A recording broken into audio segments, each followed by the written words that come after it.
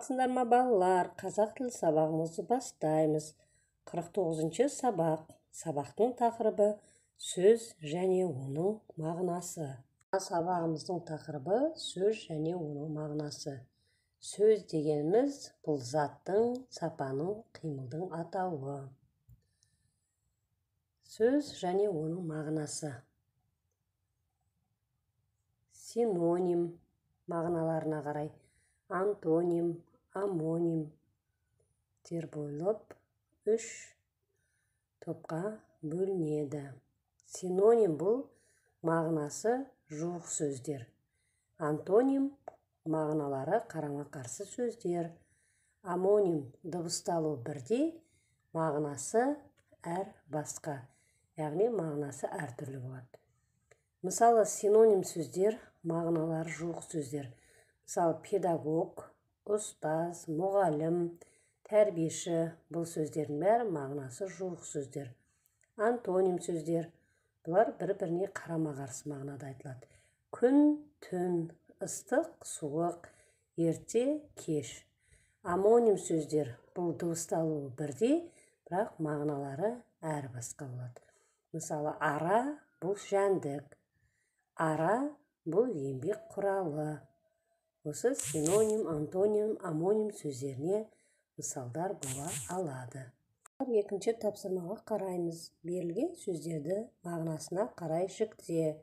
Бұл сөздердің қай мамандыққа қатысты болуы мүмкін дейді.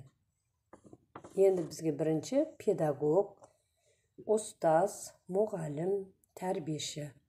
Бұл сөздер синоним сөздер. Өйткені мағыналары жуық сөздер.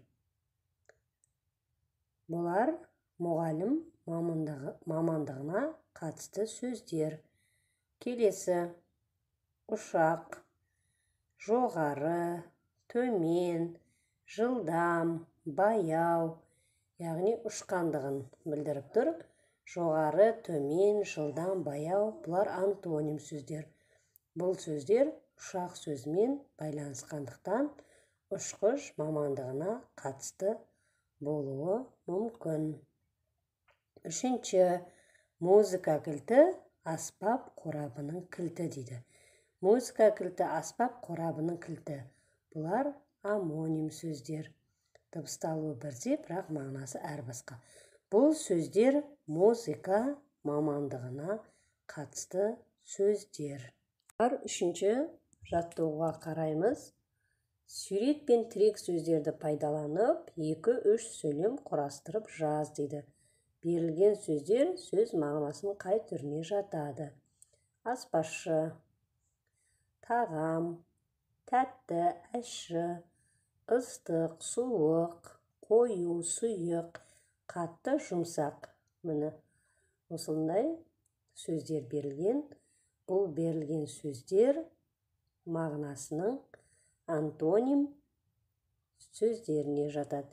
Яғни мағыналары бір-біріне қарама-қарсы сөздер. Енді бізге сурет пен тірек сөздерді пайдаланып 2-3 сөйлем құраңдар дейді. Бұл жерде тірек сөздер ащы, тәтті, ыстық, суық, қою, сұйық, қатты, жұмсақ. Енді 2-3 сөйлем құрап көріңдер балалар. Аспазшы, ащы және тәтті тағамдар дайындайды. Аспазшы бірінші тағамға қою ас, ал екіншіге сұйық ас әзірлейді. Бұл жерде ащы, тәтті, қою, сұйық сөздері антоним сөздер болып тұр. Және де балалар өзіміз ара қарай сөйлемдерді құрап көрейік. 4-ші жаттығуда мәтіннің тақырыбы бойынша мазмұнын болжа. Содан соң болжамыңды мәтіннің мазмұнымен салыстыр дейді. Мәтіннен синонимдерді тап. Қарамен жазылған сөздердің антонимдерін тап. Енді теңізші мамандығы әр нәрсеге әуесқой, елгезек, ержүрек жүрек, балаларды ерте замандардан бері қызықтырумен келеді. Теңізші мамандығы өте қиын да қатерлі.